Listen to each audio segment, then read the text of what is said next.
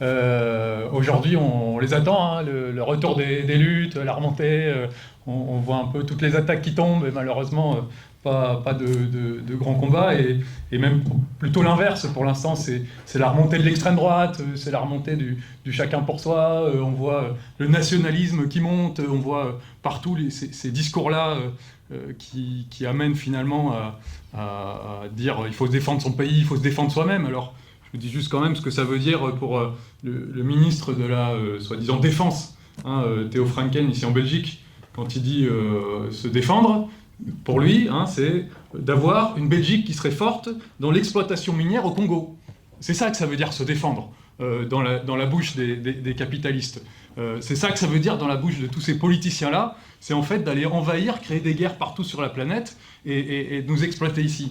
Et c'est pour ça que tous ces discours nationalistes, alors oui, pour l'instant, ils sont dominants, il y a même de plus en plus de gens qui votent contre l'extrême droite, il y a de plus en plus de discours anti-migrants, etc., qui sont dégueulasses, mais moi je pense qu'il y a quand même quelque chose de bien plus puissant que tout ça.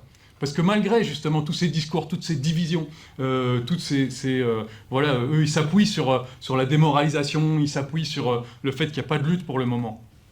Mais justement, les travailleuses et les travailleurs, on a des intérêts qui sont bien plus grands que tout ça, que toutes ces petites divisions, que s'organiser à l'échelle essayer de se défendre à l'échelle de son petit pays face aux autres pays, à essayer d'obtenir plus de mines, plus de je sais pas quoi, etc.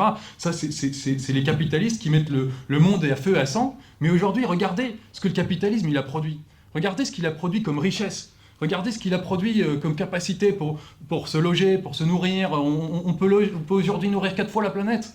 On peut aujourd'hui répondre à la plupart des problèmes, même avec l'IA, les capacités qu'on a pour répondre à des problèmes extrêmement complexes comme le changement climatique, etc., toutes les technologies, toutes les sciences qui existent aujourd'hui pour résoudre tous ces problèmes, elles sont là.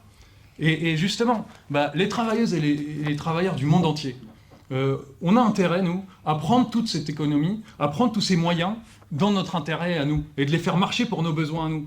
C'est ça notre intérêt profond. Et c'est ça qui fait que, malgré toutes ces divisions, malgré tous ces discours, en fait,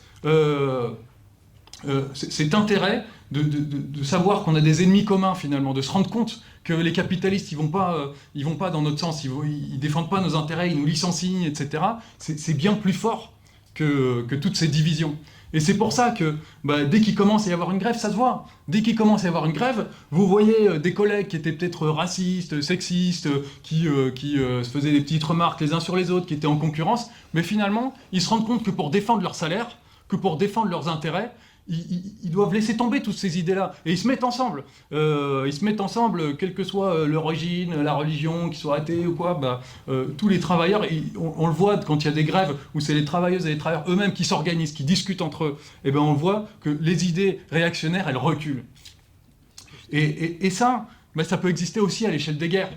Dans toutes les guerres, il y a toujours des moments où les soldats ils se disent « Mais pourquoi je suis en train d'aller mourir ?» pour les capitalistes, pour les intérêts des dirigeants, des généraux, etc. Pourquoi je suis en train d'aller mourir pour ça, alors que finalement, les gens qui en face, ils sont pas si différents que ça. Ils sont pas si différents, ils sont bien plus proches que moi, que les généraux qui font la fête derrière, que les capitalistes qui font leurs banquets, qui sont sur leurs îles artificielles, etc. Il y a plein de soldats qui s'en rendent compte de ça. Il y a un documentaire qui montre ça sur la guerre du Vietnam, par exemple, où il y a plein de soldats qui partaient se battre en disant on va défendre la démocratie, etc. Puis qui voyaient l'horreur que c'était, la guerre, qui voyaient qu'ils étaient là pour massacrer des villages, pour tuer des femmes, des enfants, etc. Ils finissaient par se révolter, par déserter, etc.